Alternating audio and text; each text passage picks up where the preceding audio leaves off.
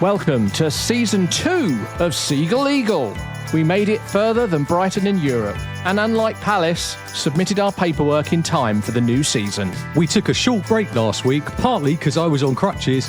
Turns out even my legs didn't want to carry on after Palace's transfer window so far, and partly because Neil needed some time to count how many Brighton players are actually registered at the club. But we're back now, slightly healthier, slightly more optimistic, and loads to get through. We've got you covered. Transfers in, transfers out, and that one bloke who swears he was just dropping a mate off at Heathrow. The opinions are louder, but the budget's the same. Oh, and Andy still thinks Palace are winning the Europa League. Really? This is Seagull Eagle.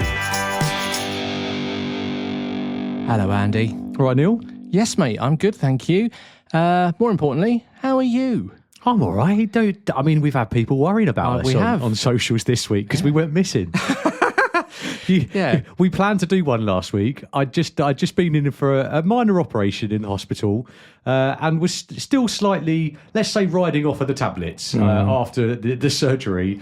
And Neil was like, do you want to do a podcast? I was like, I don't think it's legally good to do a podcast in the state that I'm in. So we decided to give it a miss, mainly because of the operation and mainly because Palace still had absolutely nothing to say for themselves. I think that's what it was more. I think you were just like, I can't really go on another week with saying there's nothing happening. Yeah. So no, I'm all good, thanks, mate. Apart from the crutches, which aren't good for the street cred, but wonderful. I tell you what, everyone's lovely when they speak to you when you're on crutches. You get some wonderful stuff. They really do, honestly. The best seats in the house. Really? People talk to you. Blimey. Yeah, it's wonderful. Get out of your way when you're walking down the road. Yeah. Yeah, you can borrow them if you want. No, look, it's good to see you. I'm glad you're well. Thank you. We have got, because we've missed a week, we've got a lot to talk about this week, haven't we? Oh, mate, we have. There's a lot to get through. There's a lot to get through. We are going to have to do that a little bit. We're going to have to sort of zip through because I don't want this to be a 3-hour pod, really. Yeah. One thing we should mention at this point, we've reached Season 2. Good point. Season 2. Right. I felt like it was the right moment as we had a break. We've got proper games next week. Yeah. Sounds like the right time to say we're here, Season 2. We are quite rightly celebrating something that we've announced ourselves and made up ourselves, but we're in Season 2. No one else was going to do it. Do you know what I'm saying? Yeah, I love it. Yeah. Well, I know. Who thought we'd make it this far? As I said in the intro, the budget's the same. We're a little bit louder, but, we're going to keep going. And I've enjoyed it. I don't know about you. Mate, it's been an absolute blast. And I'm really looking forward to doing this from the start of the season. If that makes sense. I know, yeah. For those of you who haven't kind of listened from the start, we started halfway through. In fact, it wasn't planned this way in any way, shape or form. But when Neil asked me to go down the pub and went, Andy, fancy doing a podcast? And I, of course, said he was mad and said many other things at the time. Funny enough, the game that was coming up was the Brighton Palace game. So we started it off on the Brighton Palace game, which felt like the right way to do it. Oh, absolutely. Especially when the red cards and all the goals. All over the place. It seemed like the right time, didn't it? But for this season, to be able to sit down, potentially we talked that maybe next week about doing some predictions for next season and looking at what how it's all going to pan out. I'm really looking forward to that. So Season 2, bring it on, Neil. Come on. Well, we've got a lot to look forward to. So let's get through some of the business that's happened over the last couple of weeks. Oh, crap. 2 weeks worth of Brighton business. We're going to be here a while. No. Confirmed transfers. Let's do that. We always start with that, so let's do that. Brighton and Hove Albion confirmed transfers for the last 10 days or so. Pervis Estupinian, as we talked about, was a rumour, but I called it and it happened. AC Milan came in eventually with the right number, and that right number was £15 million with £1.5 million add-ons. Correct me if I'm wrong, but didn't you call that about 14? Yeah, I said it would probably be about 15 because we bought him for 17 and we tend not to lose much money. And if you think about it, if the add-ons work, then basically it's been like for like almost. That's a good move to him. Much better club. Wow. Andy's feeling better. I won't even bother with that. Yeah. No, good move for him, AC Milan. And we've got our replacement in already, obviously, as we know. So De Kuyper starts the last few games, and I've seen a little bit of him, and I can talk about him and how he's been getting on. Other confirmed transfers out of the club. Kjell Scherpen, who was one of our goalkeeping, many hordes of goalkeepers that we've got. Okay. A little bit older, more mature. We bought him quite a few years ago now, probably about 4 seasons ago. He's been on loan a lot of places. And he has been bought finally, so a permanent sale to Union Saint-Gilloise. Where were they? the Belgian league, and Tony knows them very well. Let's put it like that. Oh, is it one of his clubs? Yeah. Okay. 1.75 million reported, and that was done about a week ago now, I think. So, yeah, that's him off the... so they didn't actually want the player, they're just balancing the books. Yeah, I mean, I think the goalkeeper market, we do a lot of it. As I've talked about it before, and we've got a lot of them, and there's good market for it. The other news that I've got from a confirmed transfers point of view are all loans, but the first one, we talked a lot about it, so I won't go into it too much, but Evan Ferguson was confirmed just after we finished our podcast all that time ago. So just to be clear, for the numbers perspective, it was a loan for the season with a buy option, and the buy option eventually came out as £32 million. That's a lot. Plus the loan fee was £2.6 million. So they've got to pay that no matter what, 2.6. It's, I don't know. I'm just thinking that's a lot of money, but if he comes good for the age that he is, of course, that could be a bargain. Do you know what's interesting in all of that? You don't often see the loan fees be kind of openly discussed, do you? And that's quite an interesting one that, you know, everyone kind of thinks, going out on loan, and it's like you don't realise that that's £2.6 million. Amazing, isn't it? Without any kind of sell-on or anything like that. That's just money going. It's like renting a house, isn't it? Yeah, absolutely. Mad. And it's a lot of money, but we'll see. I really do hope he does well, and I really hope that he gets the goals that he needs. He's been banging in goals straight away from the first couple of games he's had for them, all friendlies, obviously, but he's already got about 4 or 5 goals. So good on him. We'll see. And then more recently, we have had another couple of, 3 loans. So Carl Rushworth, who the other goalkeeper that we talked about, so he's finally gone out on loan to Coventry, which will be a very good move for him. No sign of a new contract, which we've talked about on... You rate him, didn't you? I do. I really do. I think he's a very good goalkeeper, and we will see this season, I should say now. I can officially say this season, we'll see. Do you reckon he'll start a Cov? Yeah, 100%. See, in that case, then, that's a great move, because that's saying... Well, you know, that's a championship team going for the Prem again for like 3rd, 4th year in a row. Yeah. And that's a real, that's like, do well on this one, you've got a chance, isn't it? And then another 2 loans, Andy, on top of that as well. Crikey. So we've got Caelan Vickers, which I've talked about. He had a couple of games in the friendlies at the pre-season. He's gone to Barnsley on loan. He's one of our young wingers. And then finally, the last one to go out the door was Aaron Cashin, who's one of our centre-backs, Irish left-sided centre-back. Okay. He's going on loan to Birmingham. Now, Birmingham obviously are the big hitters in the Championship now, having come up with all the money in the world, it seems like they've got. And he's going to join James Beadle, who's obviously our goalkeeping hero from the under-21s, who's at Birmingham as well. So they'll be both there. So I'll be keeping a keen eye on the Championship this season with all those guys out there. Didn't they just beat Nottingham Forest in a friendly? That's right, yeah. I love that. Yeah, it's all go at the moment. I mean, Birmingham, they've got it all to play for. They've got the money, a bit like Wrexham, I suppose, in that sense. But I just feel like Birmingham are a little bit better placed with the players they've got. We'll see. And the Championship obviously starts this weekend coming. Yeah. So I just feel so great. I feel energised, mate. Well, the Scots have started already, haven't they? Yeah, and that's not real football. This is real football now. This is real football. Oh. Just literally disowned the whole country. Sorry, guys. I mean, come on. Sorry. So that's 1, 2, 3, 4, 5, 6 players out the door in the last 10 days. Brighton, as we said, doing their business, getting it done. And we'll see what happens from now on. But certainly, they're definitely making space in the car park, as you joked about in the past, Andy. So absolutely. Well, okay. Well, that's good. Palace, how are we getting on? Have we got anyone? Yeah, look, nothing confirmed in. Right. But do you know what? I'm gonna do that thing that I do every week where.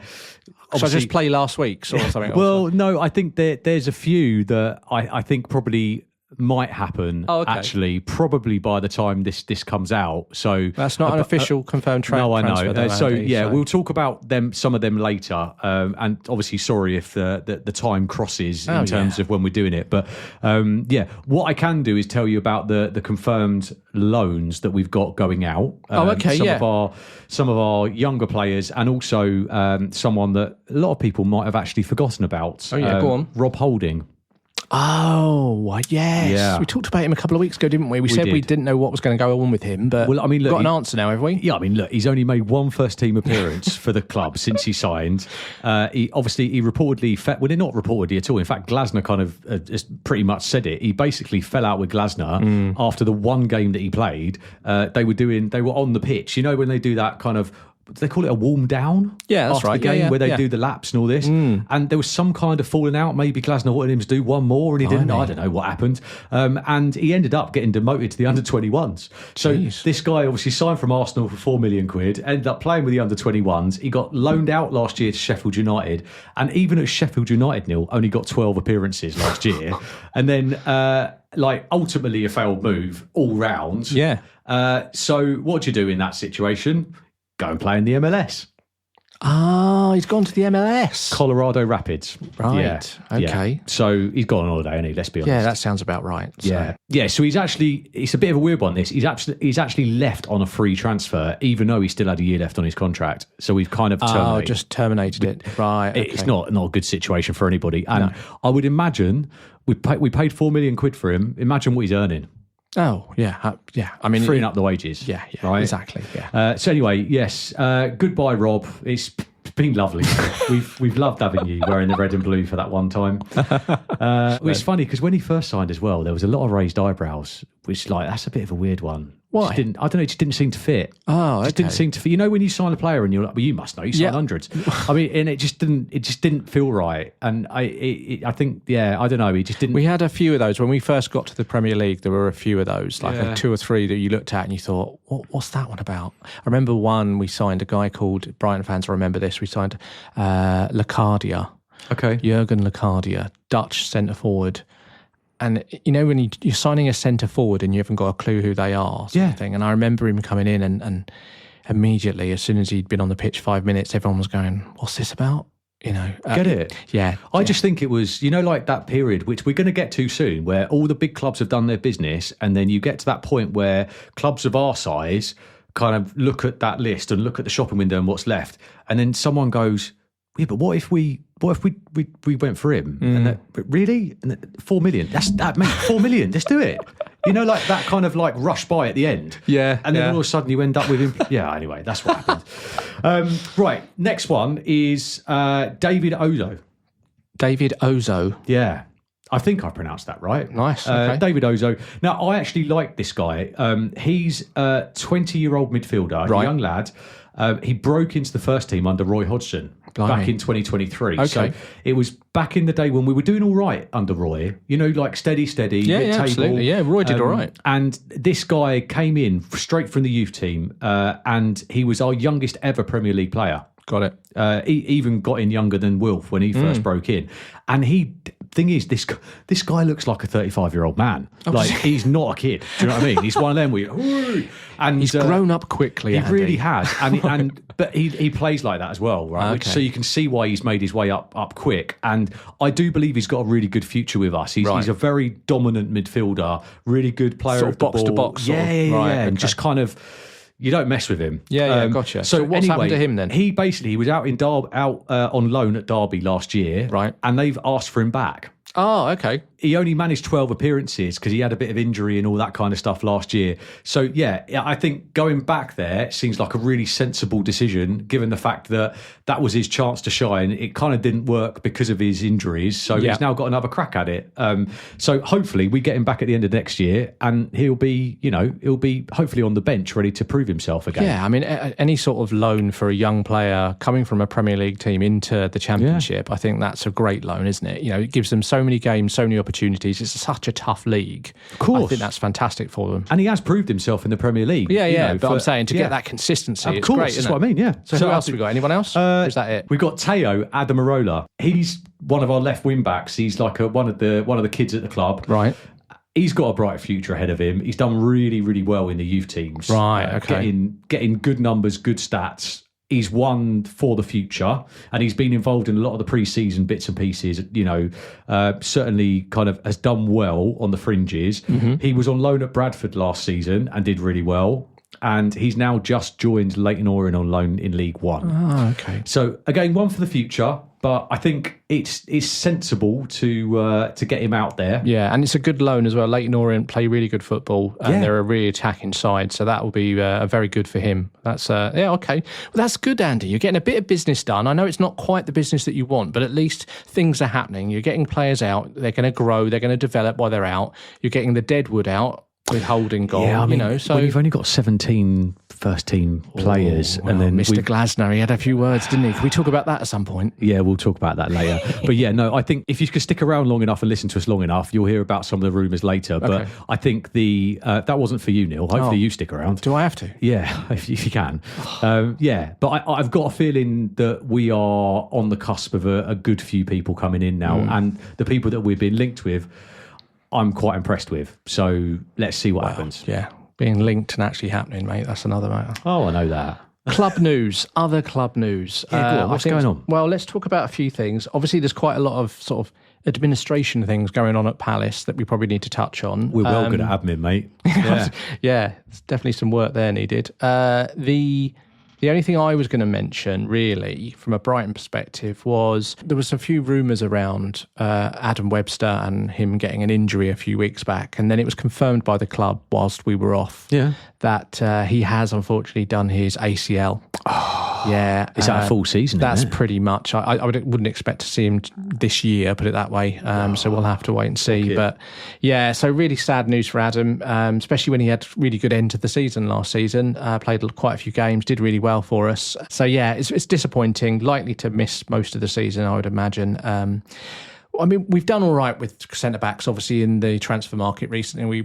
You bought a defence, haven't you? We definitely did. So we do. You know, if you think about the number of players we have in the centre-back position, Aaron Cashin, who's gone out on loan now, so they were comfortable with that, even with Webster getting injured, because we've got Duncan Van Heck, which obviously we know about, but we've got Boscagli, Coppola, and we've even got Igor, and I'm not sure what's happening with him. There were rumours at the beginning that he might go out to Real Sociedad, but I know they've just bought another centre-back, so we'll have to see what's happening with him. But we're okay in that department. So it's just sad news for Adam, and get well soon. And I hope, he gets on the road to recovery as soon as possible. But that was the main news coming out of Brighton that wasn't related to transfers or anything. I think we really have got quite a bit to talk about with Palace, though, haven't we?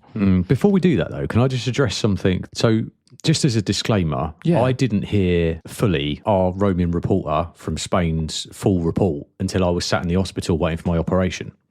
2 weeks ago, and I just wanted to address something, if it's okay with you, Neil. That Gary did a brilliant job on that report. He did, didn't he? Yeah. Thank you, Gary. Yeah.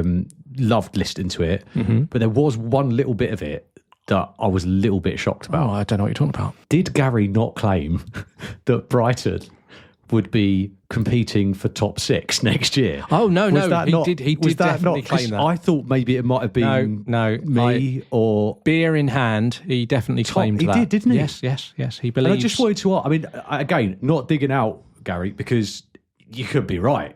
And I, being a Palace fan, I'm looking at the way you've done things this year, and I'm like, do you know what? I think you will have a good year. I genuinely do. But I just wanted to ask you, do you actually think Gary's lost it with that comment? It's top 6. Look, we can have a proper long chat maybe next week about what our actual predictions are. But what I would say is I think when you look at any Premier League season, there's always a couple of surprises every season, whether that be big teams not performing or a smaller team doing it extra well. So I would hope that we are one of the surprises, even more of a surprise than normal. And I would expect one big team at least not to be performing at the level that they would be expected to be performing at. That could possibly be Newcastle, in my opinion. So we'll have to wait and see. Top 6. But yeah, Gary was very much, look, that's not my opinion, that's Gary's, and he was very much... And he's entitled to that. He's a lifelong Brighton supporter. He's earned his right to say what he thinks. He's well behind the team, and he thinks 6th. Yeah, that's what he will. And he's clearly got a good knowledge of what's going on. So I'm not digging him out on it.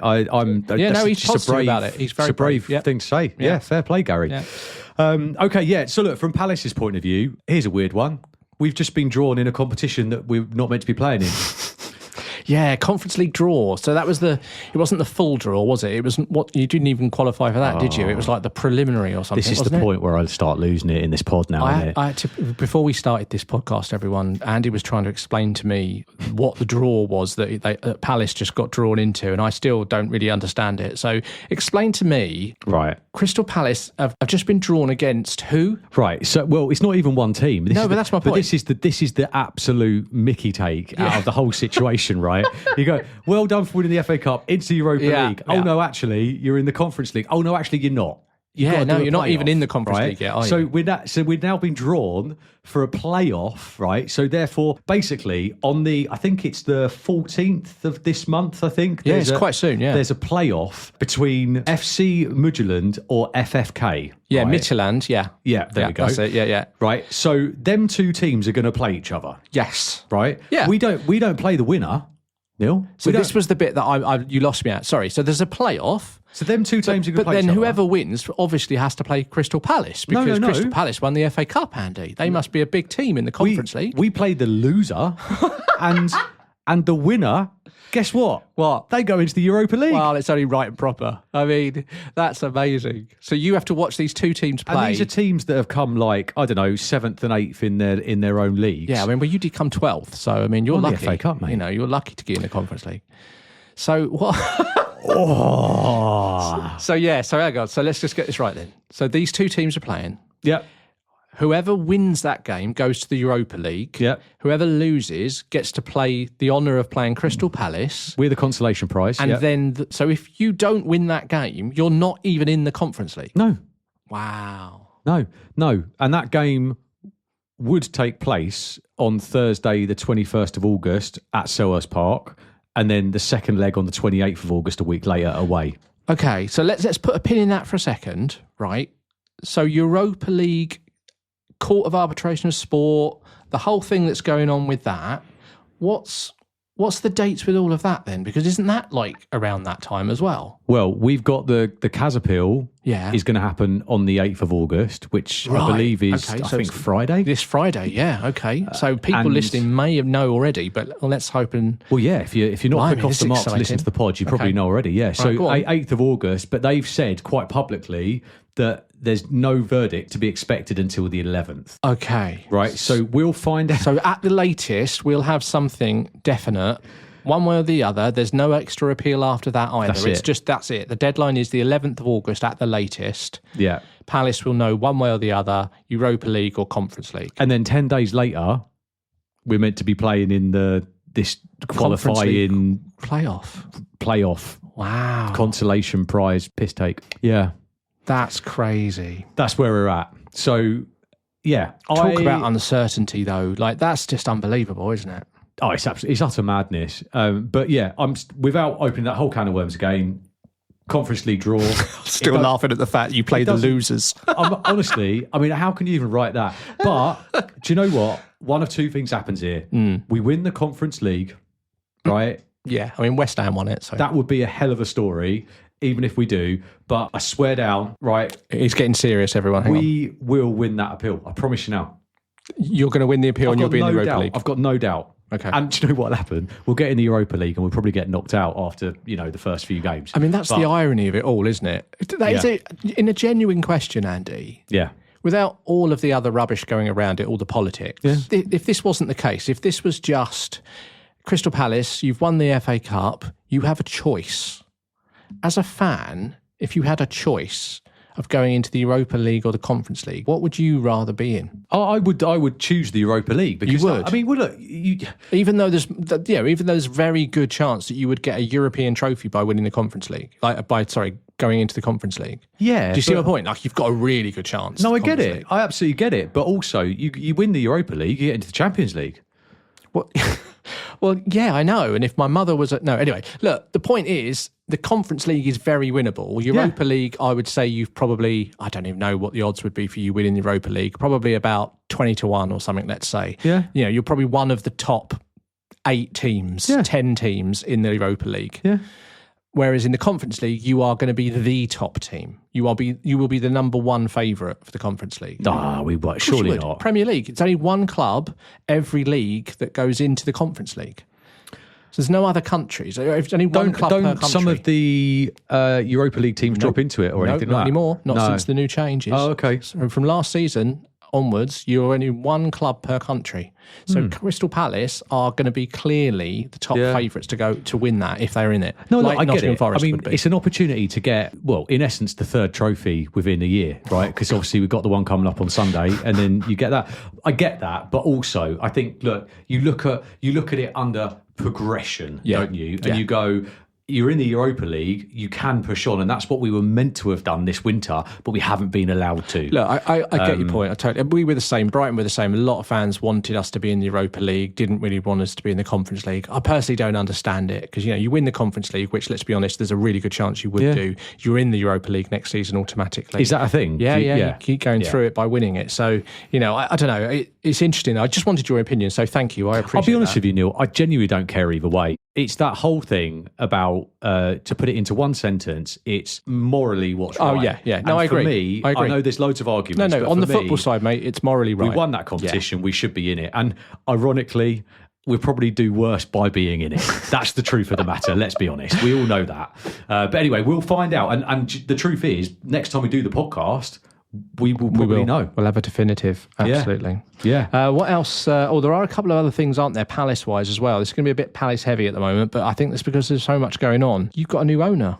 Yeah, well, I mean, look, we talked about it a couple of weeks ago because obviously as part of Steve Parish's Kaz kind of appeal speech and Sky Sports interview when he was nearly crying about the whole situation and all that, he did mention about the fact that Woody Johnson had kind of completed, but it hadn't kind of fully gone through. No, it was still with the Premier League, wasn't it? Correct. I don't think there was any doubt that he was going to be okay because obviously former ambassador and all the other bits and pieces. But yeah, Woody Johnson, the earbud bloke and the Showerdale guy and all that and the soap, he's completed his purchase of John Textor's 43% stake in the club for about 190 million, which for a guy who's worth 6.8 billion pounds, it's just like an expensive dinner, isn't it, for him? Exactly. That's like me going down to McDonald's.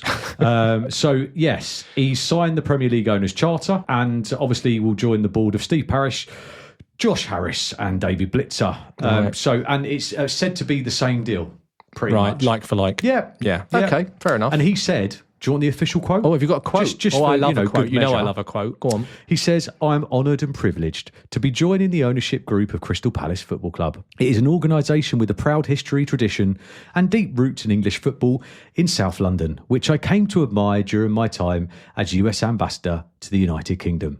Eagles fans have demonstrated extraordinary loyalty, passion and unwavering dedication, and I'm excited to meet and get to know them. Oh, isn't that lovely? I'll be looking out for him at Wembley next week. Yeah, looking for a nice Woody. Right, so... What... what I was going to say next, right? You know what's coming. Crystal Palace in crisis. Are we in crisis yet? Oh, you're definitely in crisis. Your manager sounds like he's looking for a way out already. Okay. I know what you're going with here. Right. Yeah. So, no. Yeah, no, look. He's not happy, is he? Let's be honest. I'll give you my honest opinion on it, as I always will. The Glasner got interviewed because obviously we went to Austria for the pre-season games. Training camp and friendlies. Some of the most picturesque friendlies I've ever seen. Sure, yeah. And obviously at the end of the game, the first game in Austria, all of his national media that he's used to dealing with at home were there, interviewing him in his mother tongue. Right. And he thought, the internet doesn't work anymore. No one will hear it in the UK, so I can just say whatever I feel. Well, I feel like there is that kind of barrier that probably went down a little bit. I'm not going to lie. And have you got the quotes? I have actually, funny enough, because I knew you were going to bring this up. I brought them with me in case you didn't, I definitely wanted to hear this. So, yeah, go on then, you do it, and I'll... He said, even though all the players are still here, we haven't made the most of the transfer window so far. I was promised that we would be more active and bring in new players earlier this year. I was promised, Andy. Yeah. I was promised. We've still got 2 weeks. As of now, gets a bit worse. As of now, I've got 17 outfield players. Blimey. I hope we don't lose any more. If that happens, and we get 4 new ones on deadline day like last year, another full start is possible. Blimey. Well, you talked about this a few weeks back, and you were really hot on this, and you said you were calling out the fact that at the beginning of last season, as all Palace fans will know, a terrible start to the season, And Glasner, even back then, and in the beginning of the season and the middle of the season, blamed it on the fact that he didn't get any signings really over the line very early, didn't have time to work with the squad, all that sort of stuff. And they've done it again, mate. Well, he said it. I mean, you've literally got your first game proper of the season on Saturday. I'll be honest with you, Neil. You don't need to kind of stick the knife in on this one, because I'm on the same boat as you. It's crazy, isn't it? I'm annoyed about the situation, but I'm also not surprised, because not only did I called this when the High Performance podcast it was on, I'm sure it was. Yeah. And he said the reason for the bad start was because I only had a week to work with players in an intricate system where you need time to work out the system, and you can't just get a player in and stick him in the squad, right? So, and obviously now the same thing's happened again, but let's just all be honest here, right? The signs from the outside looking in, because that's all we can do. We can all make assumptions and we can all make big statements, but no one really knows, apart from the people that are inside, what's actually happened. But what it looks like to me, you look at the fact that there's been quite a few people that were looking like they were going over the line. Yes. Diamonde's the right? big one, isn't it? That's been going on for a few weeks. Others that have been mentioned as well. That, I believe, would have all happened a month ago if none of this CAS stuff and UEFA stuff and all the other bits and pieces would have happened. There's some big players that when they found out we won the FA Cup were like, actually, do you know what? Yeah, I will come. And then all of a sudden are like, let's see what happens. I find it so strange though, mate. I honestly do. I find it really strange that you couldn't get more than you currently have over the line, even without knowing whether you've got... I mean, even 2 weeks ago it is now, you were told you had European football guaranteed. Yeah, and that you got to remember though, people have been saying that quite openly online, but it wasn't until 2 weeks ago that we did actually know that. So right? all of the ones that you had, all of the signings that theoretically you should have had lined up going, right, just need to sign this. Well, I'm going to wait until I know about your input. Fair enough. Now we know we've got at least Conference League football, at least. Please sign on the dotted line. And we've had nothing. Yeah, no, I get it. I get it. And going back to the point of why I raised this, Glasner's comments shows it's a very public show of frustration. You know, it's polite and it's in his mother tongue, but ultimately he's not happy. He's frustrated. You could tell from those comments. There's no way a manager comes out and says stuff like that, especially not Glasner. He's not that type of person. He's really not. He's not, and so that shows that he's not happy with the situation.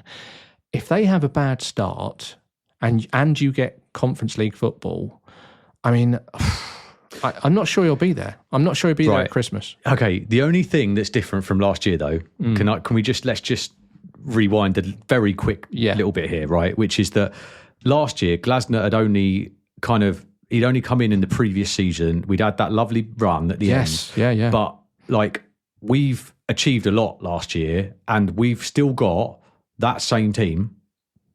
Every single player that was in that team that won the FA Cup and went on that remarkable run, which from January we would have ended up nearly in the top six. No, I totally get you. So everyone that is still there is there, plus a new goalkeeper and Borna Sosa, pretty much. So in terms of, are we in a worse place? No. You are in a worse place because you've got more games and they're like literally round the corner. No, I get it. But what I'm trying to say is we're not in a worse place than we were this time last year. Okay. Because we have had time on a pre-season tour to work on Glasner's thing with that first team. The example being, Borna Sosa's come in.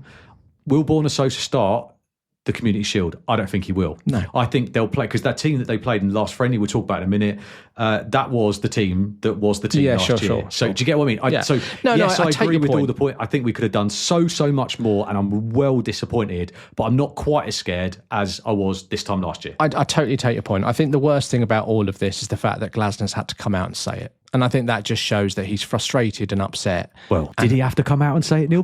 He's felt like he's had to. That's my point, though. That's the whole point of this, isn't it? The whole reason of him coming out and saying it is to embarrass people. Oh, mate, and I'm with you. But what I guess my point, which is probably more on your side than my side, is there's a very open and transparent table that's being shown online at the moment, which is how much has each club spent, right? Yeah. And Palace are firmly at the bottom of that table. Do you know how much we spent? $1 million or something? £3 million. There you go. That's all we've spent. Yeah. And that's not net or anything like that. And then you compare that to Sunderland and, whatever. Oh, man. Anyway. Look, we'll see. But I had to bring it up. Glasner. We love you. I had to bring it up because it's not looking good. And obviously there's some very unhappy people there. But look, we'll take a break. I'll go and get you a nice coffee, mate, so you can get a little bit... That'd be nice. A little bit calmer. I'm all right. I'm sorry I've wound you up. You haven't, actually. Have you not? Right. Oh, I'll try again in the second half then. I'm good. All right.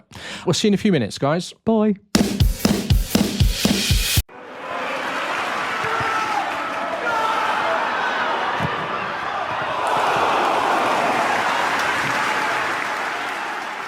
Welcome back, even though you've been nowhere. We've had a nice cup of tea, haven't we? I had a coffee, actually. It was lovely. Did you? Yeah. Oh, nice one.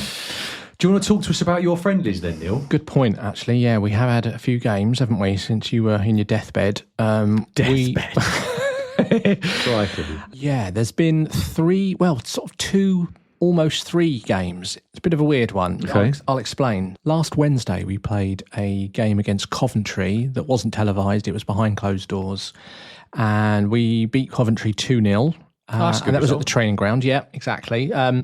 By the looks of the teams that played, again, getting lots of minutes into different people, the 2 goals were scored by Yari, and actually Abdullah Sima came on for the last 10 minutes, scored a goal as well. I think the most important thing about that game was that we got news that Ferdi Kadioglu actually got on the pitch, started playing. We said he'd been training again, That's good. Got fit. Yeah, exactly. He got his first 25 minutes, and that was since...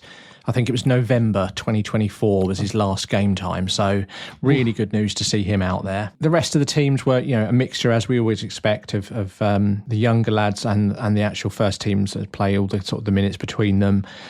No Greek lads, though, still. Well, that's because they're still at school, mate. Have they broke up for end of term yet? Yeah, exactly. We move on to Saturday, though, and we had the friendly game against Southampton at Southampton, which I went to. Yeah, you did, didn't you? First proper day out. Lovely. You were looking forward to that, weren't you? I loved it. It was even better when it's an away day that's like an hour and 20 minutes away. It was great. Yeah. What's it like, the experience down there? Is it a good stadium? Because I think we spoke about this. I've actually always wanted to go down there while they were in the Premier League, and I never made it. So it's a dated stadium because although it looks pretty new, it's actually been around for a good 25, 30 years almost, I think, now. But the actual stadium, when you're in it, it's inside sitting down and that. It's a great watch because there's no pillars, there's nothing like that. It's a 360-degree view. It's really nice. It's quite a loud sound as well because the sound stays in quite well. And it's all one tier all the way around. So, yeah, it's a nice ground in that sense. It's easy to get to, I find. Yeah. Great parking around there as well. Lots of people selling their parking spaces that you can go and park I always up. drive past that stadium when I go to IKEA. Yeah. There you go. That's the important thing sorted. Yeah. So I went with my nephew and we went down there and it was a really good game. Now, the reason I sort of said game there and stuttered for a second is because it was a game and a half. Okay. So we didn't know it, but actually about an hour before kickoff, Brighton tweeted out that there had actually been a 60-minute game played in the morning against Southampton on the same pitch for other players in the squad to play. So both Southampton and Brighton, other players. So obviously it's such a big squad and they're trying to get everybody fit. They played a 60-minute game, of which Albion won 1-0. Jeremy Sarmiento actually scoring the winner. Again, so a lot of the players that were on that pitch weren't, I would say, maybe first choice. There was Coppola, Milner, Yelkoy, Buonanotte, Gruder. Welbeck did play, though, on that team as well. So still quite a strong team. Well, exactly. We've got such a big squad. It was a very strong team. 1-0, but they only played 60 minutes, which would suggest to me that, again, they're trying to work out the minutes to get everyone fit. Another good bit of news was that Ferdy, again, got on the pitch, played 47 minutes this time. So, again, upped his minutes. No problems by the sound of things. So I'm really pleased that he's come into full fitness. And I would expect maybe to see him up on the bench maybe by the time we get to the first league game. The game itself, I wanted to talk a little bit about the game. Is that all right? Mate, you go for it. Thanks, mate. Appreciate it. We played really intensive, good football, really strong possession, really hard-working, aggressive style press, all of that sort of stuff for probably 65 minutes, I would say, until probably maybe they started looking a little bit tired. But it was a really good performance up until that point, and I think it shows what Hörsler's trying to do. He's starting to show a little bit more of his style, because it wasn't where last season there were flashes of it. Yeah.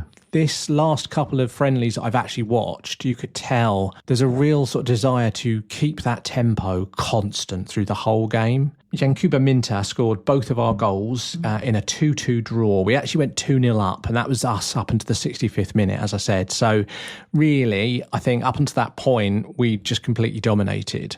Even Dunk, I think, actually tried to score from the halfway line at one point when the goalkeeper was off his line. So it was a really enjoyable watch for most of it. I think when it got to about 70 minutes, you could start to see a lot of the players not quite as fit as Southampton. I mean, Southampton obviously are like a week or so ahead because they've got their first game this week, obviously. So it looked like that as well. Suddenly it got to like 70 minutes and Southampton came into it.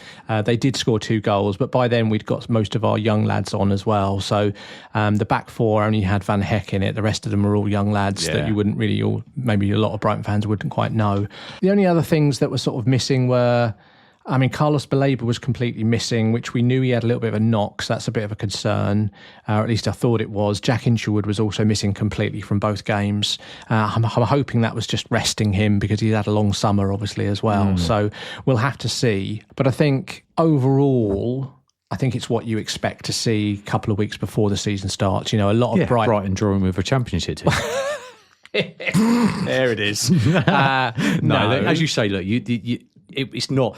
This is the thing, isn't it? And it's similar to what I'm about to say. It's not about the score in the end. It's about getting a glimpse of what the manager's looking to do, how they're lining it up, the intensity of play, the style of play, and giving people minutes on the pitch, right? And if you dominated for that period of time and went 2-0 up and then took half your players off, then fair play, innit? Yeah, exactly. I mean, what I would say, look, I wrote a couple of bullet points on my little notes here, Andy. I prepped for this. I was looking at it and thinking about the games that I've watched over pre-season and what I thought so far, my sort of takeaways really from the 3, 4, 5 games that I've watched. So some positives are that, obviously, Ferdy getting back up to fitness. I keep mentioning him a lot, but because I really feel he's a really big, player for Brighton, or he will be. I think he's a new signing almost in some respects for us. So I'm really looking forward to seeing him play. So positive is him. Other positive is that De Kuyper looks like he's been playing for Brighton for a few years. He's come straight in. He's looked really good on that left-hand side. He's played both the friendlies that I've watched. Okay. So he's going to be a starter then? Definitely, because Purvis has gone. It seems like he's going to be on that left-hand side. And what I would say about him, he already looks mentally like he understands the tactics better than Purvis Estupiñán. And that says a lot, and he's a really good passer of the ball, etc., etc. So we'll have to see how he gets on in the big games against big opposition, but so far really positive. The other bit of positive news was that Carlos Baleba, although he's been absent, Hörsler did confirm after the game that it has just been a small knock and that he should be back in training this week. So again, in time for the proper league start, hopefully we'll see him.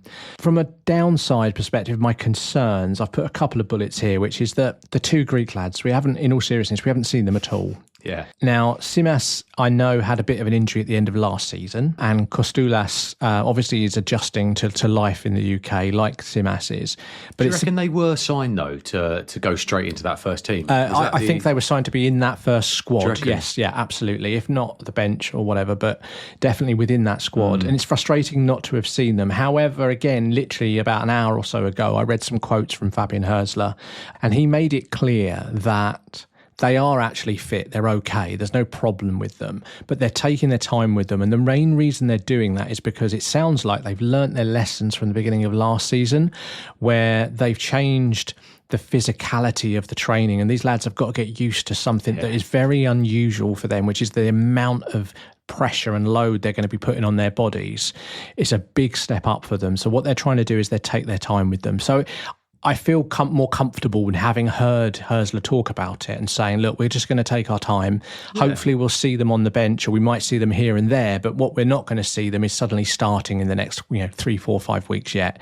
But I'd much rather that than then turn up, get injured, and then we don't see them for a whole season. Well, you've not got to rely on them, have you? No, exactly that. So exactly that. They can be your mid-season surprise. That's what I'm hoping for, mate. Yeah. Tommy Watson is the other one that we haven't seen. Obviously signed him from Sunderland.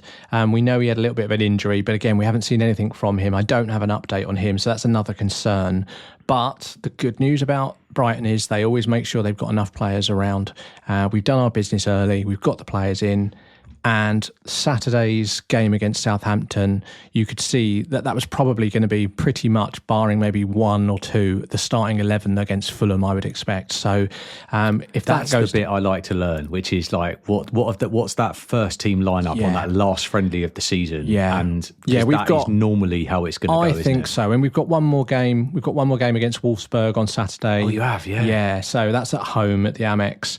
And I would expect to see the same 11 that started there against Southampton, apart from probably Carlos Baleba back in and maybe Danny Welbeck up front. That would be the only changes. We'll have to see. Verbruggen is supposedly fit again as well. So it's all coming good. It's all coming together. That's good. Are you off to the Amex on Saturday? I'm decided not to, no, because I might not be quite up for it on that day. I've got a few plans. So I've decided to miss that one. I want to get ready for the proper start of the season and be excited for that one. So I'm going to leave that one. But yeah, so that's me. I'll stop going on about it now. But no, that's good insight, Neil. It's a lot going on. Been a good pre-season, I think, overall. And I think the one thing from a perspective of tactics and everything from Brighton is that I can clearly see now a change of Hösler's style in that intensity. The intensity is up big time. And if it goes like that for the beginning of the season, we'll be doing all right. Well, I feel like last year, I mean, you alluded to this, didn't you, that you could see glimpses of what he was trying to do with that team. Yeah, I wasn't sure, but there was bits, due to the injuries and playing people out of position and not, let's be honest, didn't have a defence for half of the second half of the season. So I think it was more about the basic principles had to go in as opposed to the idealistic situation that he probably was in his head. He had to kind of, dull it back, as it were. So it'd be really interesting to see with a full strength squad what you guys are capable of. And I do think you're going to have a good season this year. I really do. Yeah, I hope so. Pains me to say it, but yeah, no, I really hope so. So yeah, one more friendly next week against Wolfsburg, and then we're in. We're into the big one, mate. Yeah. Fulham at home. The big one against Fulham. Yeah. Hey, well, we've only won one game against them for the whole time we've been in the Premier League, and that was the last game with the whole Baleba rocket, if you remember, the last 2 seconds. So, also, most expensive season ticket in the Premier League for them, isn't it? Is it? Believe so. Well, mind you, they've got to pay for that horrible stand, haven't they? Yeah. It's like teetering on the side of the river. So Friendlies for Crystal Palace. You've been busy, you lot, haven't you? Yeah, we've had a few now. So obviously... Oh, the Crawley game. Yeah. Were you able to go to that one? No. Oh, bless you. I know. You were talking all about it. You were so excited. I genuinely gutted, Neil. I was genuinely gutted. And unfortunately, my family went in my place. My son still went. That's and nice. I gave my mate Chris and his son the other tickets because it was meant to be the four of us that went. But they had a lovely time. And I could have gone for you. I could have driven them up there. I would have cheered on you would have got Crawley. Absolutely lynched, mate. So they had a lovely day out, and I was sat on the sofa feeling sorry for myself at the time. Did you get to watch it? Yeah, no, I watched it. So how was the game? It was a good game. Harry sent me, my son sent me pictures of him in the car park with Jordan Henderson and all no, so they met everybody beforehand. It was a lovely little experience, and I think Crawley were never going to be the test. No, of course not. No, but what we have found out since is that Glasner, in essence, was kind of playing some games, which I didn't realise, and it now makes sense. I know this. Oh, right. He came out after the game and said that the instructions were for, I can't remember the exact instructions, but it was almost like 20 minutes of attack, 20 minutes of soaking up. 20 minutes of attack, or wherever it would have been. Getting prepared for European football, mate. Right. So, because it was really, really apparent, it was like, oh, we're looking good. It's like, why are we not pressing? Yeah. And so it was really apparent actually after the game, because to be honest with you, we should have won that game about 8-0, 9-0. We won it 3-0 in the end, and it that's was pretty convincing. Good. Yeah. But it kind of explained a lot afterwards. There was goals for Mateta, Eze and Muniz, and Eze nearly scored.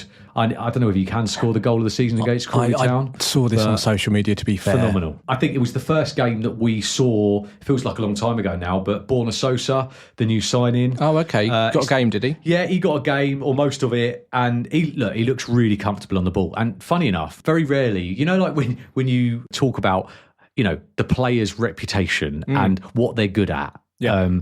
And to be honest, how we described him was how he played. Really? Yeah. Really comfortable on the ball, great attacking passes. Good crosser. Good box-to-box play, but an attacking defender. I know it's not the way you describe it, but it's true. He's an attacking defender and he was in the right place. And he's going to cause chaos. He will cause chaos. And he's another option for us. Right. Bearing in mind that, you've got him and Mitchell were the two options. Mm-hmm. So, I like the fact of what I saw on him.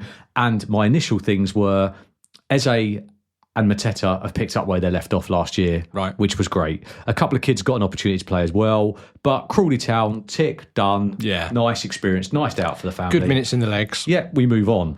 And then, of course, the team headed out to Austria last Saturday. Right.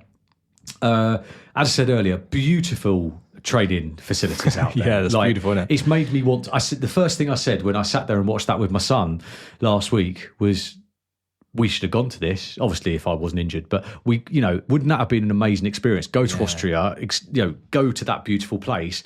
And I mean, mate, there was a handful of Palace fans there. It looked like a flipping VIP area. They had umbrellas, a beer by the side of it. And so it was open for people to go and see like the games and things, was it? Oh, lovely. Yeah. Right, okay. Yeah, there was two. Yeah. How did the games go? What happened? Well, look, 2 games. It was 60 minutes a pop. Right, so there was and a complete swap for each game. So the first game was the strongest lineup of 2 games, mostly what would be deemed as the first team. Yeah, but a bit of a weird situation because when you've only got 17 players to play with, you can't have 2 teams because the maths don't work. Yeah, so probably need to do some more signings, mate. So obviously, we had a lot of the youth team there. So what they did was they played Lerma in defence with Richards and gave a debut to Gemade, who's an 18-year-old defender from the academy. Mm-hmm. So we had a bit of we played, in essence, if you imagine, first team goalkeeper, first team midfield and attack, but a makeshift defence a little bit, really.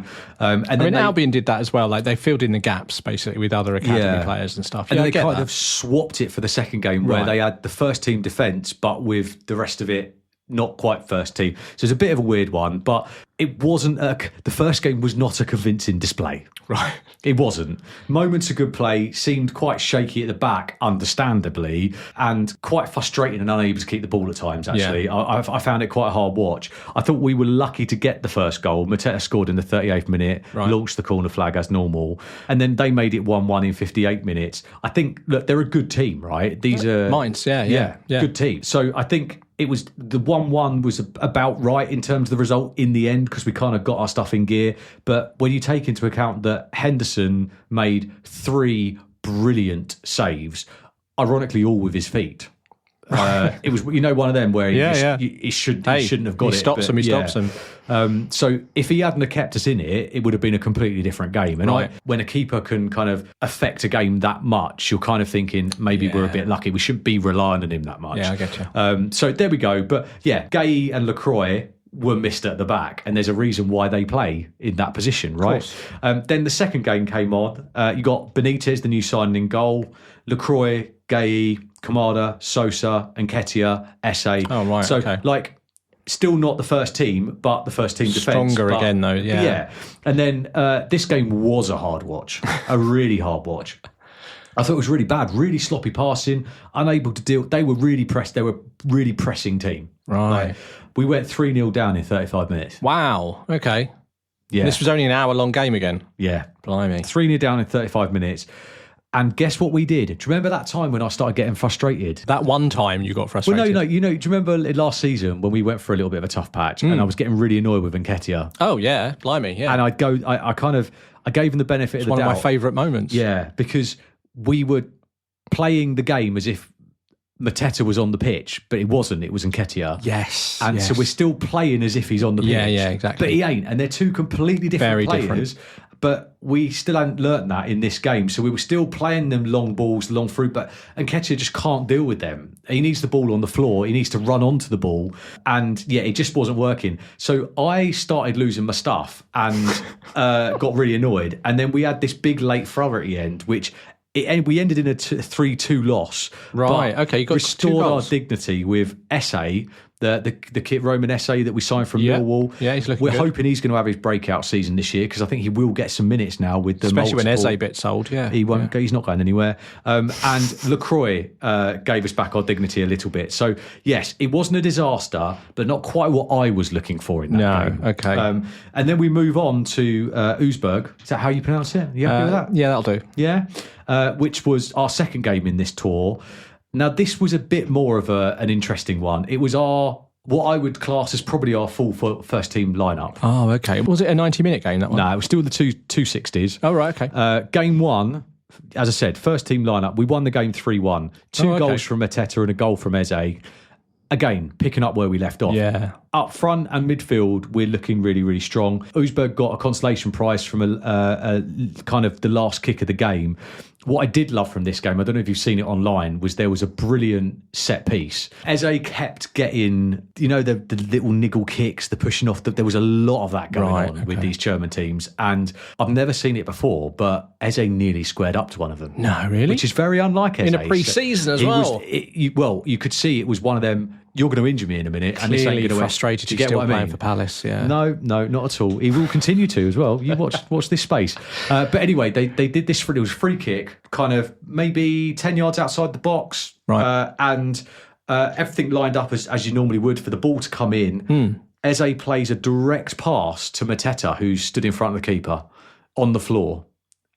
Oh. Mateta turns, skips past two straight into the back of the net. Nice. One off the training field. I'm thinking absolute genius. Then I'm thinking, why have you done that in a pre-season friendly? A little bit obvious now, isn't it? I know, but it was lovely to watch, and it's proof that they are working together. Everyone knows where they are. Yeah. I know the magic will happen. It's just hard when we haven't really been able to play these 2 60-minute games properly because we just don't have the depth for it, really. But there we go. Game 2 was a very weak and a youthful side. We lost 1-0, but truthfully, I think, look, they put out a good performance, and there's some good young players that have managed to get some good minutes. Can I ask a quick question then? So I'm just trying to work this out. So, Yeah. So is that your pre-season over? Must Mate, be, we're because done. you've got Community Shield next week. We're done. We finished it with a 3-1 win, if you think about it, because the second game was a B team. So, yeah. I'm just trying to work out, you've only had like 2 60-minute games. Like if you think about your first team players, they've had Crawley 2 We had weeks Millwall. ago. We had Millwall 90-minute game. Then we had Crawley, and then we've had the 2 60 minutes 2 against the 60 German minutes against the German teams. Okay. And we would normally, just like you're doing at home, we would normally this weekend have our let's play against one of Texter's teams. It just makes me think that like they're going to be using the Community Shield as a friendly as well in their heads, because it doesn't seem like they've done enough 90-minute games to play their first team for 90 minutes, does it? Do you know what I mean? I think timing-wise, I would have expected a few more sort of full games. Do you know what? Because we look, let's be honest, we know what that squad's going to be for Sunday. Like the only question really in my head is it Kamada or Hughes as to what style of play we're playing, and is it going to be, are you going to start Mitchell, are you going to start the new signing Sosa? But I'll be very surprised if you go attacking wing backs on both sides. And I don't know. I think we know what we're going to do, and we'll pick up where we left off. And we just got to hope that we can tactically have a go at them on Sunday. Well, let's talk a little bit more about it. Let's talk about a little bit more actually about the Community Shield for a second. Yeah. As we're on it, I mean, you must be excited for a start. Are you going to actually be able to go this time to Wembley? Are you going to make it? Are you? Yeah. Well, I've got going to miss it. No, mate. The Crawley one. I know you missed tickets, that, and I will be there with a crutch. Nice. And I'm getting right involved. I'm really looking forward to it. Yeah, that's going to be a fun day out. It's a little less pressure as well. A little less nerves. I presume. Surely you're not going to be as nervous as you were for the FA Cup final. I think. Look, the Community Shield's a bit of a different one, isn't it? Because it's like we've proved we've won our first bit of silverware. We've done the impossible in a Palace mind, right? And I know that sounds well over the top, but it was. No, right? no, it was I the agree. impossible. We've never won anything in my lifetime, right? So I think now we've got an opportunity to again prove the doubt was wrong, because everyone, even my head's going, well, we ain't going to beat Liverpool, but I'm like, oh, actually, we can because it's their first game too. Yeah. And I think the only thing that potentially might go in our favour, they've had a couple of new additions. Maybe they might not quite. I've never heard of them though, Andy. I mean, that Wirtz guy or Ekatike. I mean, who are they? Eh? Do you know what though? There is that thing. They might have Alexander Isak by that time as well. Yeah, but do you know what? Bring it on, because part of me thinks we've got a team that have played together last year and done good things. Yeah, that's all you've got. You haven't got any new players. No, but coming back in, we're not trying to introduce hundreds of new players. Definitely not. It's let's go again. Yeah, whereas they might not exactly know where they're going to be on the pitch. There might be a few passes to go right, whatever it would be. I honestly think the game is less important to Liverpool than it is to Palace as well. That's the other thing to think about. I really don't think Liverpool care one way or the other if they win it. I mean, I'm pleased that you're going to get to go to the Wembley again. I really am. It's the third time, and obviously, let's look. I mean, I know you ain't saying this and all that, but you've got to remember, look, Palace have been to Wembley 2 times and we haven't conceded a goal, mate. We haven't conceded a goal. Do you reckon you will this weekend? Yeah. Yeah, me too. I believe we probably will, unless, of course, we can do a nice big tactical masterclass on them. But yeah, look, it's our first appearance there in the Community Shield, obviously. And obviously that competition's been run since, 1908, I think, in some form or another. Yeah. And do you know how many times Liverpool have won it? I dread to think. 16. 16, yeah. Yeah, 16 times. We'll be wearing our home kit. We're in the same side of Wembley that we were for the last 2 times, so I've still not seen the other side yet. Even though, as you said, it's the least amount of pressure, but I do believe it's our biggest test in terms of team that we're playing there. So, come on then, predictions, full-time score, what do you reckon will happen? 1-1. Oh, okay. Palace win on penalties. Oh, wow. Okay, love it. Yeah, I don't think I can't see it being a high scoring, free flowing. No. Like it's going to be someone's going to make a mistake. Okay, and I just think that whether I don't know who's going to go first or whatever, and I'm not saying I'm not like we're going to win. It's going to be easy. No, if we do win, I think it's going to be a very narrow margin, but. Look, you got to bag yourselves. Oh, absolutely, mate. Yeah, no, I get you. Yeah. I'm pleased. So let's see. I'm pleased that you're feeling positive about it. I really am. It'll be even better then to talk about next week when they lose 4-1. Well, if we do, we do. But we've had another day out of Wembley. When was the last time you were there? Oh, yes! It's that time again, Andy. I think it's time before we go to talk about the rumours, the transfer rumours that are going on at the moment. Plenty of rumours. Yeah, I know. Are you going first? I can do. You want me to? Yeah, go on. Because obviously, I've had a little chat about Wembley. You haven't been able to do that. So it's your chance to shine now, mate. Yeah, brilliant. So, transfer rumours. There was a quote today. Fabian Herzler was asked directly if he feels there's going to be any more incomings into the Brighton squad. And he says he doesn't believe there's going to be any more incomings. So that's me definitely thinking there's going to be one more. I still believe there's going to be, well, I don't know about definitely. I just still believe that by the end of the transfer deadline day, we would have put a couple of big bids in for someone somewhere. There's going to be something we try our luck with and see if it happens. So we'll have to wait and see. The transfer rumours that I've got from Brighton's perspective is actually outgoings. Oh, okay. There's some more that we think are probably going to be leaving. One permanent, one definite permanent, which is Jeremy Sarmiento, 23-year-old winger, midfielder. He's had a few tries in the first team, but he's made most of his appearances on loan for other teams. So he played for Burnley last season. He played for Ipswich the season before. He's a very good championship level player, and I know there's quite a few teams abroad that are looking at him as well, and it's likely that he's going to seal a permanent move away in the next few weeks. Bologna, I know, is one team mentioned, and even Atletico Madrid have looked at him as well. So yeah, it'll be interesting to see what happens to him, but I think he'll be going, and it's fair to him, he doesn't fit at the moment. You've got so many players in his position. The other ones to mention are Malik Yalkoui. Looks like he might be going on loan to Toulouse. I was wondering whether he would get a chance in the first team, but it's looking more likely now that he's going to go out on loan, and we'll see how he gets on. Hopefully he'll have a good season and he'll come back ready to go for the first team next season. So, and then last but not least, the one that I'm really depressed about, Andy, I have to be honest, Facundo Buonanotte. Yeah. It's starting to look like Borussia Dortmund are ready to make a bid for him and that Brighton are ready to accept a bid for him. That sounds expensive. I don't know how much it will be. He's a young player. He's got a huge amount of potential. There's no definite information coming out anywhere to say that it will be a sale. It could still be a loan, I hope.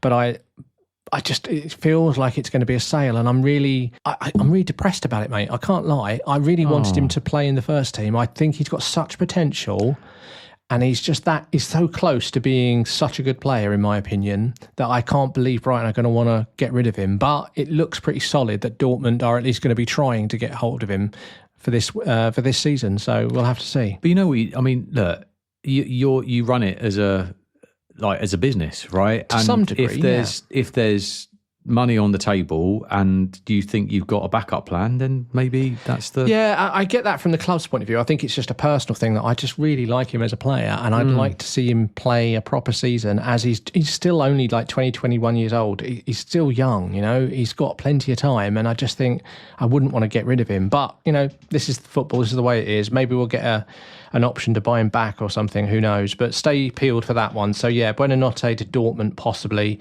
Yalkui to Toulouse, and Sarmiento on the move definitely somewhere, but not sure where yet. And that's it really for us. I think it's all gone pretty quiet, as I said, so we'll have to wait and see.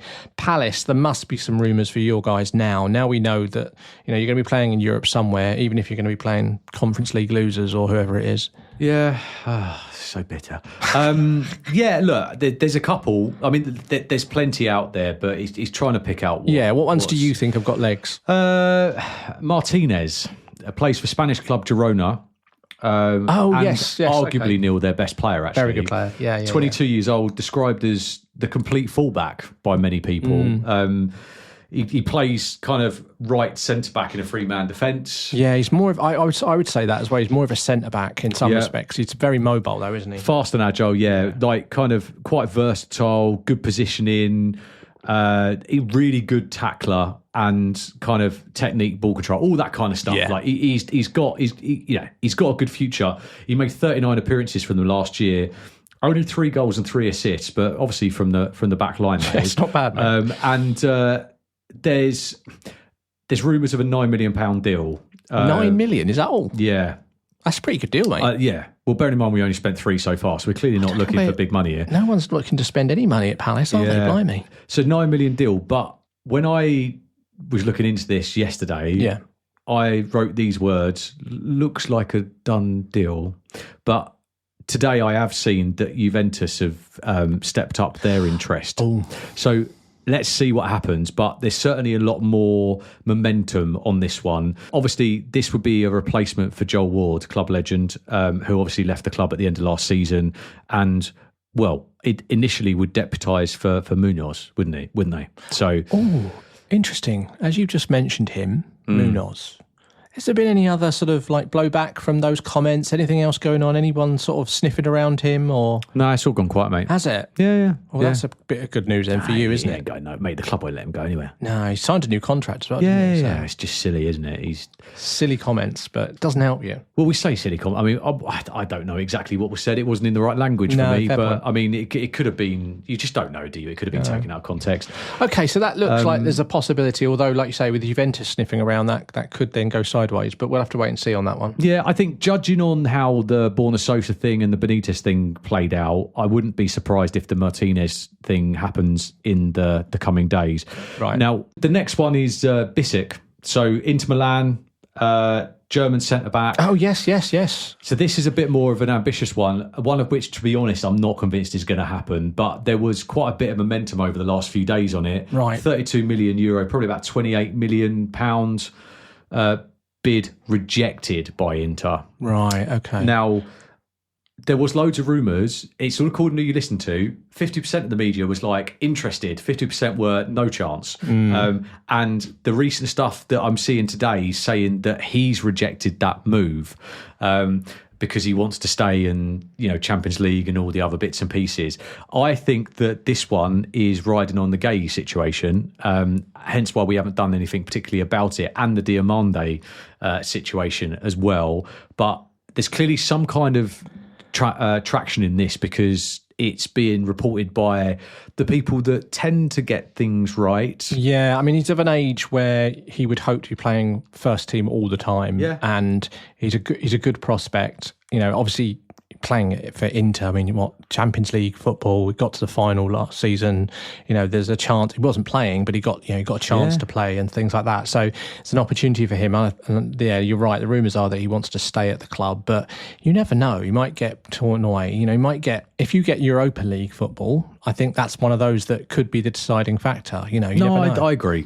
I really agree. And there was one other one you told me about today, wasn't there, that's been rumbling? Yeah, that's right. So I mentioned him actually as a Brighton rumour about 4 weeks ago. And he's been floating around a lot of clubs, I think, by the sound of things. And that's the Nice striker, Evan Guessand. Yeah. That looks a little bit more, in the last few hours, that looks a little bit more concrete as a rumour, I would say, that Palace are trying to get a deal done for him. And he's a striker, isn't he? So yeah, he's a striker. And I think that has, to be honest with you, that one, it's funny you mentioned, because you mentioned that to me tonight. And that's one that we go back a week, was circling a lot. Yeah. And then it's kind of gone cold for a week, and then it's now come back again. Would that be a good deal? Yeah, absolutely. I'd welcome him at the club. Bearing in mind, if we move on now to the rumours out, the one that is looking like it is a done deal is Edouard. Odson Edouard. Okay. Where's he going? He's meant to be going to Girona. Oh, okay, right. 5 million. We made a loss on that one. But bearing in mind, we shipped him out to Leicester last year, and that was abysmal. Yeah, terrible idea that was. So it's suggested that he's agreed terms, and a deal's been agreed between the two clubs, 5 million for that. So therefore, you'd think that we need another. I mean, look, we need another striker. All you got is Mateta, and then you've got Nketiah. I don't for 1 second believe that Mateta's going anywhere this year. No, I know that for a fact. So I'm just. This is about boosting the ranks now, and if Edouard is going out, which I'm pretty confident, probably by the time this pod goes live, that'll be confirmed. Okay. The other ones we've got here, rumours out, Malcolm Abioi. Okay. So I don't know this guy. No, look, he's made 5 senior appearances since joining Derby in 2022. So I don't know if you remember, back in the days when Wayne Rooney was Derby manager, this kid was in that team that turned things around for Derby.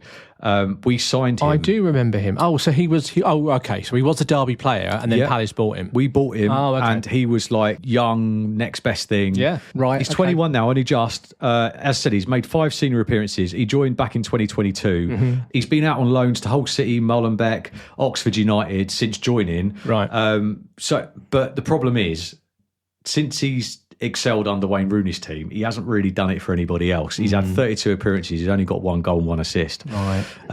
So bearing in mind he's a forward, you want to get better stats for that, especially dropping down leagues like that. So yeah, I believe that he's going to be joining Blackpool on loan. I think that's pretty much a done deal. Okay. Hopefully that'll bring back the old days for him. And then I think, do you know what? I don't really want to go into this too much, but all I will say is, Arsenal fans, back off.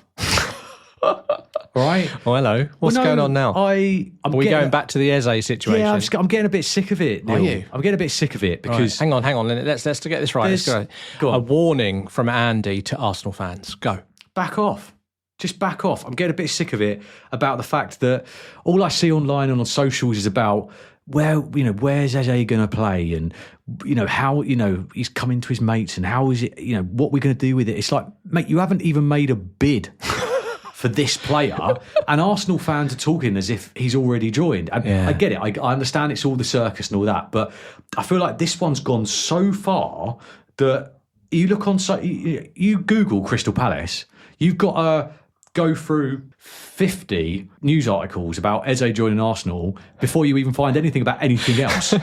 And they haven't even made a bid. No. Same with Liverpool about Gay. They haven't even made a bid. And do you know what now? Even this evening, it's really funny because the media started to turn in a slightly different direction now. And you looked at the media in the last hour, they're saying what I've been saying all along, which is the players don't need or even want to leave.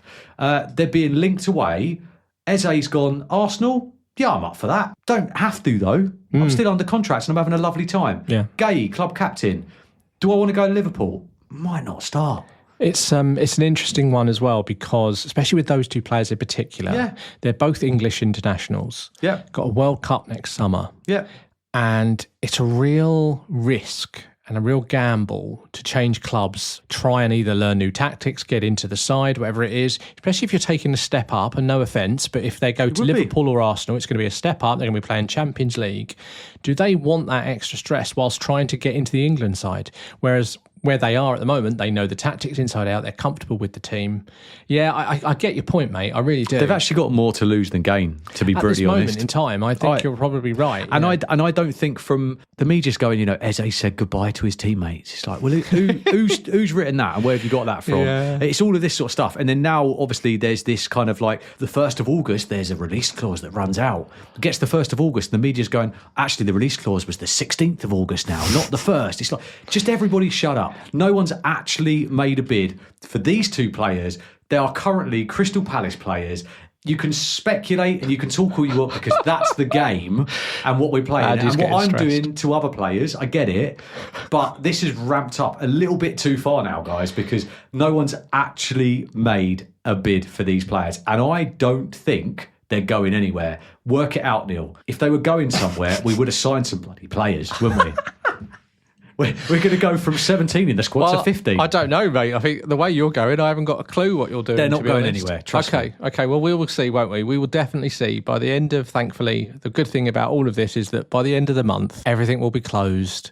I think it's the 1st of September, the actual deadline, so we'll know by then one way or the other. But I do take your point. Hey, Arsenal fans listening, because we get a lot of those listening, back off, Andy said. I'll hit you with my crutch. That's it. Thanks for listening to another episode of Seagull Eagle. Make sure you're following us on the socials, X, Facebook, TikTok, and don't forget YouTube. We'll be back next week to see if Palace finally open their wallet and if Brighton are still hoovering up youth talent like it's a Black Friday sale. We'll also dive into the CAS appeal. Will Palace get their way and be reinstated into the Europa League? Or will UEFA hit unsubscribe again? We've got the lowdown on Brighton's friendly against Wolfsburg and Palace's trip to Wembley for the Community Shield. And we'll be unveiling our Premier League predictions and fully expect them to age like a pint of milk left in the sun. See you next week. Eagle!